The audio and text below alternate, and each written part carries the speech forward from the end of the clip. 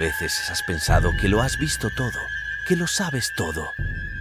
Pero, ¿es eso cierto? No, no lo es. No lo sabes todo, no si no has trabajado durante 23 años como enfermero en un hospital psiquiátrico. Esta historia es real. Llegó a mis manos por uno de los testigos más cercanos a los acontecimientos. Me entregó el relato manuscrito, pero también escuché de sus temblorosos labios la narración de los detalles que corroboran todo lo dicho en el escrito y otros pormenores que solo encajan mejor en la conversación oral. Mientras me refería a los hechos, en algunos momentos se exaltaba, como si quisiera liberarse de un trauma que llevaba años arraigado en él. Su rostro se fruncía y las venas de su frente y cuello parecían estallar. Gruesas gotas de sudor bañaban su frente. En otros momentos apenas susurraba, casi imperceptible, como si lo que me estaba contando fuera una confidencia para sí mismo. De pronto volvía el delirio frenético de la exaltación. Al final guardó silencio por varios minutos, se levantó de su asiento y se marchó. Supe al momento que aquella historia era real. No sabía cómo llamarla, pero después de tanto pensarlo la titulé La posesión de la mosca.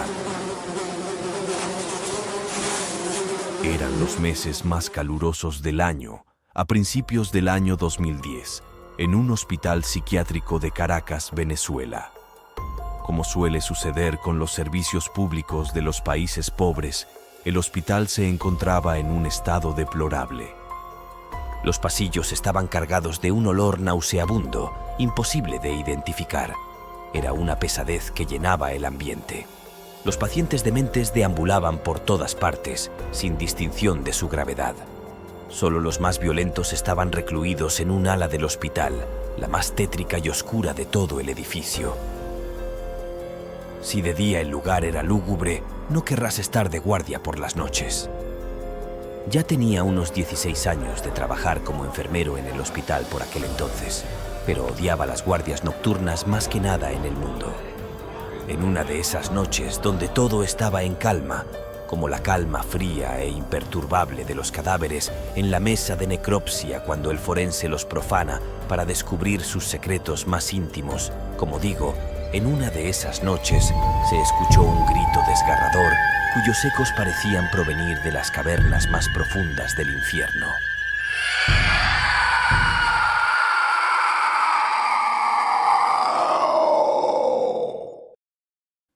Aquel alarido venía del ala de los enajenados más peligrosos y violentos del hospital. Al llegar al lugar, junto al jefe de enfermería, encontramos que todo estaba en un profundo silencio. Solo se escuchaba el gotear de una tubería aérea que pasaba por el techo del pasillo, formando un gran charco en el suelo, y el chillido de unas ratas que salieron huyendo ante nuestra presencia. Tuvimos que encender nuestras linternas para adentrarnos en lo más profundo del pasillo. Nos asomamos a las pequeñas ventanillas de las puertas de las celdas, a la altura de los ojos. Todo parecía normal. Al llegar casi al final del pasillo, el jefe de enfermería me hizo señas para que viera la celda de un paciente, a quien llamaremos G. G llevaba allí mucho tiempo antes de que yo empezara a trabajar como enfermero en el hospital. Sin duda, era un paciente de aspecto temible. Tenía cerca de 1,80 m de estatura y pesaba alrededor de 90 kilogramos. Poseía una amplia frente y daba la impresión de que el cabello comenzaba en la parte más alta de la coronilla. Además, este era escaso, haciéndole parecer más viejo de lo que en verdad era. Algo que llamaba la atención era su encía rojísima, producto de una gingivitis avanzada que le hacía ver parte de la raíz de los dientes, haciendo parecer estos más largos de lo que eran en realidad. Además, el sarro acumulado en ellos se había oscurecido de tal manera que aquellas raíces tenían un color de aspecto renegrido. Por algún motivo tenía la costumbre de respirar por la boca, como si le faltara el aire, por lo que casi siempre la tenía abierta. Esto hacía que constantemente esté babeando y espumando por la boca. El protocolo para acercarse a él incluía atarlo con una camisa de fuerza y colocarle una mascarilla. Su celda era completamente acolchada. Nunca, bajo ninguna circunstancia, se permitía que alguien entrara solo a su celda. Siempre debían estar presentes al menos 2 o 3 enfermeros, cada uno con gas pimienta en las manos. Pero lo más extraño de aquel momento era que G estaba de rodillas en medio de su celda en estado catatónico. Era común ver a pacientes en ese estado en el hospital, pero nunca había visto a G en ese estado. Su diagnóstico era esquizofrenia paranoide. Estaba sentado sobre sus talones, los brazos completamente caídos y la cabeza echada hacia atrás, de forma casi sobrenatural, como un macabro contorsionista. Lo más espantoso de la escena era su boca.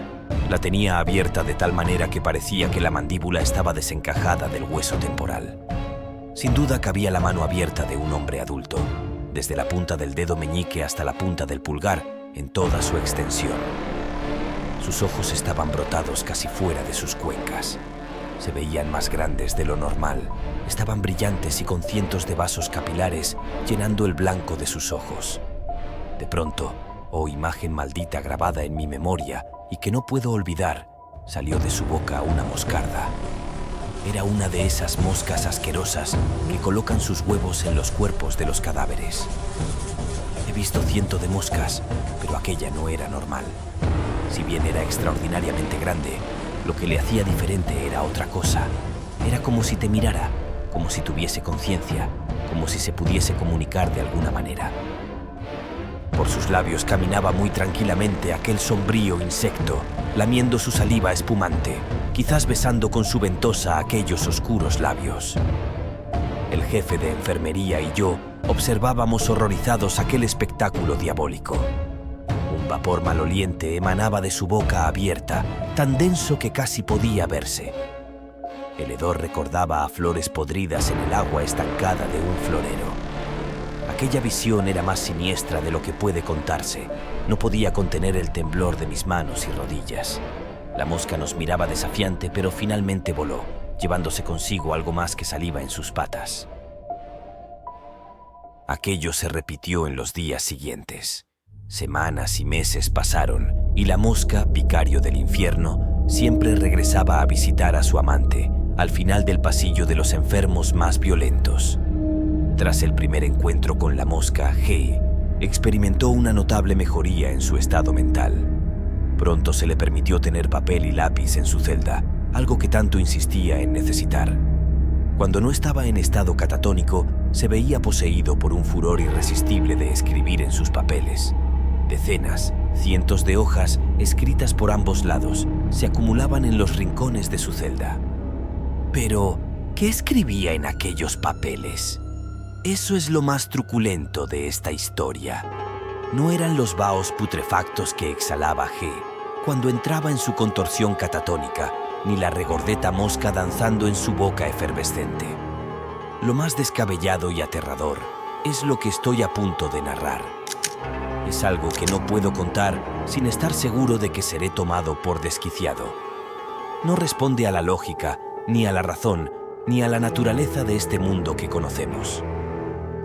Aunque G custodiaba aquellos manuscritos muy celosamente, pude tener en mis manos varios de aquellos escritos que me había dado el jefe de enfermería, quien los obtuvo a la fuerza arrebatándoselos, en contra de su voluntad. Supe más adelante, por lo que allí se decía, que el jefe de enfermería era inhumano con los pacientes del hospital y especialmente cruel con G. A veces, solo por diversión, le arrojaba gas pimienta en el rostro y le causaba otra serie de tormentos. Como digo, el jefe de enfermería me entregó una gruesa cantidad de los manuscritos de G para que los desechara. Sin duda no los había leído. Tampoco yo les di la mayor importancia durante un tiempo. Los guardé para botarlos luego y los olvidé. Pasados varios días los reencontré y comencé a leer aquellas líneas malditas, cada vez con mayor estupefacción y desconcierto. Descubrí en ellos algo escalofriante, pero que no podía entender por más que lo pensara. Según aquellos escritos, G podía salir de aquella celda de máxima seguridad. No solo podía salir, sino que lo hacía todos los días, con gran frecuencia, siempre que quería, o mejor, como él decía, cuando ella quería. Entre los manuscritos se encontraban también innumerables dibujos hechos a mano, donde G plasmaba los diversos lugares y sucesos en los que se involucraba al escapar una y otra vez del hospital. La mayoría de los dibujos recreaban escenas de asesinatos atroces. Tengo que añadir que G nunca tuvo mayores habilidades para la escritura, no que yo supiera, mucho menos para el dibujo. Sin embargo, la perfección de aquellos trazos, la composición y acabado de los esbozos, era tal que parecían realizados por algún prodigioso experto en el arte de la ilustración. Todos los crímenes que allí se describían e ilustraban correspondían a homicidios reales ocurridos en la ciudad. G relataba con minuciosidad los detalles más macabros de cada caso. Incluso algunos suicidios aparecían retratados en aquellos papeles malditos. Pero ¿cómo era posible tal cosa? ¿Cómo podía estar al tanto de tantos crímenes un enfermo mental, aislado en una celda de máxima seguridad y sin ningún contacto físico con el exterior? Y lo que era más escalofriante, ¿cómo podía afirmar en esas líneas que él era el responsable de todos esos asesinatos y suicidios? Sí, has oído bien, suicidios. Cuando alguien se quita la vida voluntariamente con sus propias manos, se considera un suicidio, pero cuando una persona es poseída por una fuerza maligna que la obliga a matarse en contra de su voluntad, ¿cómo sería más apropiado llamarlo? ¿Suicidio u homicidio? Pues ese es uno de los crímenes que G dice cometer. Los manuscritos a veces solo contenían frases inconexas, carentes de sentido. Sin embargo, viniendo de un demente, esto no parecía extraño. Otras veces narraban con detalle acontecimientos macabros. El tono de lo que se leía era misterioso y terrorífico.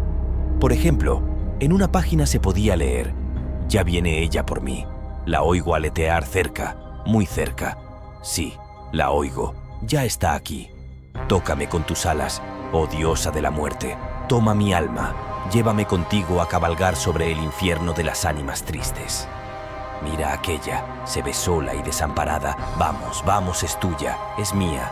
Haz que se lance del balcón, ofrece resistencia, oblígala, que se lance, que se lance.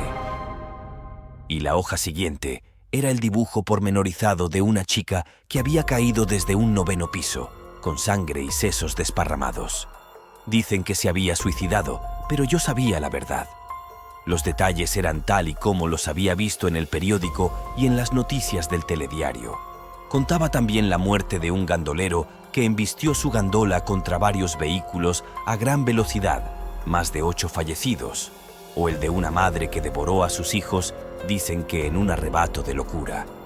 La madre no recuerda nada de lo sucedido, salvo que una mosca le hablaba dentro de su cabeza y le mandaba que lo hiciera. Ahora ella está aquí, en el hospital, y así un sinnúmero de casos, todos realizados por G, sin salir físicamente del psiquiátrico, pero sí, era él, en alas de la moscarda. La moscarda entraba en G por la boca y al cabo de unos minutos salía de su cuerpo, también por la boca, dejándolo inerte, en estado catatónico, en la postura horrenda que ya describí antes, despidiendo siempre aquellas miasmas infectas y nauseabundas que parecían emanar no de un cuerpo humano, sino de miles de cadáveres en descomposición. Era la peste de la muerte, presagio de nuevas víctimas. Sin embargo, la moscarda no salía sola del cuerpo de G. Su alma maldita la cabalgaba, y juntos, jinete y montura, como en una danza infernal, giraban rompiendo el aire, buscando a quien poseer. Han pasado ya varios años desde que ocurrieron estos acontecimientos. He querido quemar los malditos manuscritos en varias ocasiones, pero no me he atrevido. La verdad tiene que saberse, por más insólita que parezca. Ahora te los entrego y me libro de esta maldición que me ha seguido durante tanto tiempo. Publícalos o haz lo que quieras con ellos. Por mi parte, nunca me decidí a denunciar nada. ¿Qué podía denunciar? ¿Quién me iba a creer? G sigue en su celda, siempre con episodios de catatonia. Los crímenes y suicidios continúan cometiéndose ininterrumpidamente en la ciudad, todos tan descabellados como el del caso del antiguo jefe de la enfermería, quien fue asesinado por su anciana madre hace unos pocos años atrás. Pero, como ya te puedes imaginar, sabemos quién lo hizo en realidad. La descripción de ese suceso también aparece en uno de los últimos folios. Ese me lo alargó voluntariamente G. no en un gesto de generosidad, sino como una advertencia en una de las limpiezas de su celda. Aquí lo tienes, puedes leerlo. Leí solo las últimas líneas de aquel folio, escritas con frenesí. Los garabatos mostraban un arrebato de paroxismo al escribirlos. Tuve que hacer un esfuerzo para descifrar el mensaje que decía: se hunde en su carne, una y otra vez, el cuchillo carnicero. Huele a sangre, una y otra vez. Ya tengo la mano entumecida de tanto golpear esta masa gelatinosa de su cuerpo. Hundo el cuchillo y mi mano en él, y golpeo sin parar. Pero, ¿qué hago? Es mi hijo. ¿Qué estoy haciendo? Dios mío, no. Me volví loca. ¿Qué hago? Mis manos temblaron como nunca. El cuchillo cayó haciendo un ruido metálico. Mis manos ancianas estaban ensangrentadas, mi cara llena de salpicaduras. Ante mí un vientre abierto, con las vísceras al aire en una masa sanguinolenta. Me llevé las manos al rostro. Estaba toda cubierta de sangre. Pero la mosca en mi cabeza decía: sigue, continúa, hazlo, maldita, hazlo. Y vi aquella masa acuosa. Tomé el cuchillo que estaba a mi lado y lo hundí, una y otra vez, en aquel cuerpo sin vida. Un golpe tras otro. Solo golpeé y golpeé sin parar. Una y otra vez, una y otra vez.